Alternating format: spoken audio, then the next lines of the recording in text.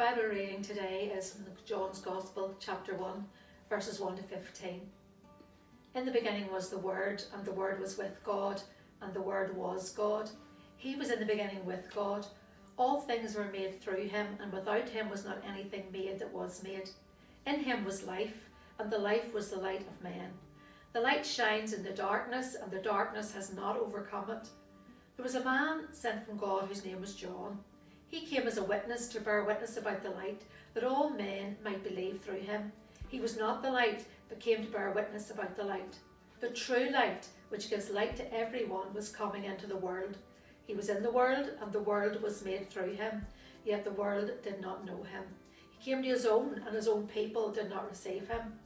But to all who did receive him, who believed in his name, he gave the right to become children of God, who were born not of blood, nor of the will of the flesh, nor of the will of man, but of God. And the Word became flesh and dwelt among us, and we have seen his glory, glory as of the only Son from the Father, full of grace and truth.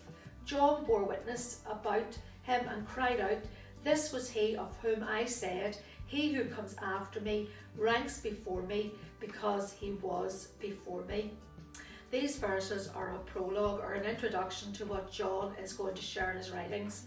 Here in these verses he introduces us to John the Baptist, who we read was appointed by God, and therefore is a credible witness to the truth. He has a first-hand testimony of who Jesus is, what his mission is, and what his relationship is with God. So John states clearly that the purpose of his testimony is to declare the truth. The truth that Jesus was coming into the world to be the true light, giving light to everyone. The focus is on Jesus, the light of the world. Jesus, the one who shines in the darkness and who the darkness does not overcome. Without light, there is only darkness. And there are a number of Bible verses that paint a very clear picture of our darkened world and our fallen sinful nature. Genesis 6:3. The Lord saw that the wickedness of man was great in the earth, and that every intention of thoughts of his heart was only evil continually. We see here the deep-rooted nature of our sinful state is within our hearts. Matthew's Gospel goes on to say that out of the heart comes evil thoughts, murder, adultery, sexual immorality, theft, false witness, slander. John in chapter 3 tells us people love the darkness rather than the light. So we see a preference here that is evidenced in verses 10 and 11 of our reading, where Jesus was in the world, but we're told the world neither knew him or received him. He was rejected, and he's still being rejected today. When Paul wrote to the believers at the church at Ephesus, he said to them, at one time you were without hope and without God in the world, but Paul had brought them a message of hope.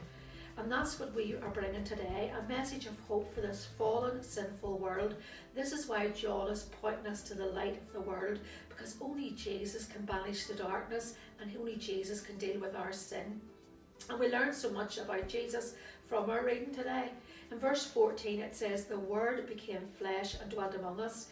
Jesus, God the Son, was born in a stable in Bethlehem. We have seen his glory. Glory as of the only Son from the Father.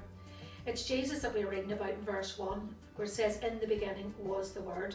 This is not just the beginning of time, but it's eternity. It's timeless eternity, where we learn that the Word was with God. So there's two distinct persons. And not only with God, but the Word was God. This is one of the most important Christian truths. Christ is God the Son. He was not created. He was with God in eternity past. We also see from verse 3 that Christ was active in creation. For without him nothing was made that was made. So we're seeing the all-powerful God at work. That's why he is the light of the world, and he's able to shine out of the darkness. He's able to take hearts of stone that resist him, and he's able to make their hearts like flesh that are responsive to spiritual things. And the great news is that this wonderful change in our lives doesn't take place because of anything in ourselves. It takes place when we're born of God. It's a new spiritual birth. And John 6:44 says that it's the Father who draws us to Jesus. So this season we might be celebrating the babe in the manger, but Jesus, God the Son, came with purpose. He came to take upon himself our condemnation. He suffered the penalty for our sin, and he makes it possible for us to be brought into a right relationship with God. Such a wonderful demonstration of love and grace was displayed for us when Christ died on the cross. John's Gospel repeatedly tells us about the need to believe in and receive Jesus. In verse 12 it says, "But to all who did receive him, who believed in his name, he gave the right to become children of God." This is a great assurance, and it hasn't changed. If you believe in and receive Jesus as Saviour, the one who suffered God's wrath in your place, you can become part of the family of God, and you can give thanks to a good and loving Father. Verse 14 says, "We beheld his glory, glory as of the only begotten from the Father, full of grace and truth."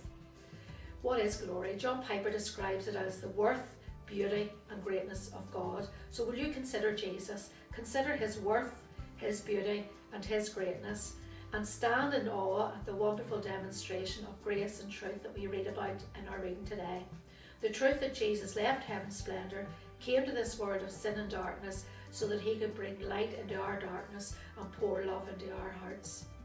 May you rejoice today in Jesus, the light of the world.